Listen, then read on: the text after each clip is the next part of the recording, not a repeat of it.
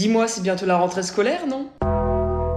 Voilà, d'entrée de jeu, je mets l'ambiance pour tout le monde. Je suis sûr que tout le monde m'apprécie là dans les commentaires. Donc du coup, comme c'est la rentrée des classes, vos fameux copains d'intelligence artificielle, ils vont venir comme Zinedine Zidane pour la Coupe du Monde 2006. Vous les avez bien lâchés pendant 2 mois. Là, ils vont venir à leur prime dès le premier jour. Moi, par contre, très heureux de ne plus vivre des rentrées de classe parce que déjà, il y avait un réel traumatisme. Les courses scolaires. Ça, les gars, des douloureux souvenirs. Ça durait 4 heures. Le supermarché, il était encore plus blindé que pour un concert de Rihanna. Tu vois, ça se battait pour avoir le dernier 4 couleurs avec les couleurs un petit peu différentes. Et aussi, les références que les profs te donnaient. Pour cette matière, il faut prendre les feuilles en petits carreaux 64 x 32 mm et pas un plus, pas un moins, sinon t'es viré de la salle. La calculette, c'est la MX8865. La référence, elle est encore plus dure que le mot de passe de mon code Wi-Fi. Mais sans déconner, en réalité, est-ce que les profs en avaient réellement quelque chose à faire? Si par exemple t'avais pas les feuilles avec le bon carreau, que ce soit grand ou petit, on s'en fout, non? Ça va rien changer à ta vie. Tu vas toujours te lever le matin sur tes 2 pieds. Forcément, comme c'est la rentrée des classes, ceux qui passeront en 6ème, vos profs l'an dernier vous auront forcément dit attention, en 6ème, on va plus tout écrire au tableau, vous allez devoir retenir, vous allez devoir écrire plus vite. Donc tous les gens qui passent en 6ème, ils sont préparés tout l'été à devenir les Lewis Hamilton de l'écriture. Tous ceux qui passent en 3ème, je vous prépare tout de suite, tous vos profs tout le long de l'année, dès le premier jour, ils vont vous parler tout le long du brevet, et tous ceux en première, en terminale, du bac de français ou du bac, et là les gars, vous allez en bouffer. Et entre parenthèses, entre la pression que vos profs vous mettent et la réalité de l'épreuve, il y a une totale différence. Je vous le dis, ne stressez pas trop. Ne faites pas non plus rien pendant tout le reste de l'année. Travaillez un minimum. Forcément, le premier jour, ça va être tout un débat entre est-ce que t'es avec tes potes dans la classe? Si t'as la chance comme moi, tu vas te retrouver forcément tout seul et que tous tes potes sont dans la même classe. Il y aura forcément le fameux débat des emplois du temps où tout le monde va se comparer. Tout le monde aura un emploi du temps où ils font du 9h-15h et toi tu feras du lundi-vendredi 8h-18h avec en prime le lundi matin t'as 4 heures d'épreuve écrite. J'ai eu cet emploi du temps là. C'était cardio. Comment tu peux passer un bon week-end si tu sais déjà d'entrée de jeu que le lundi matin t'as une épreuve de 4 heures? C'est là où j'ai commencé à avoir une psy. Après forcément tu vas comparer les profs que t'as avec tes potes. Bon après on va pas continuer sur ce sujet là parce qu'après j'aurai l'impression de retourner dans une vidéo d'internet de 2016 avec le podcast des fameux différents types de profs. Et les gars, je sais pas si vous avez remarqué, mais le prof de techno,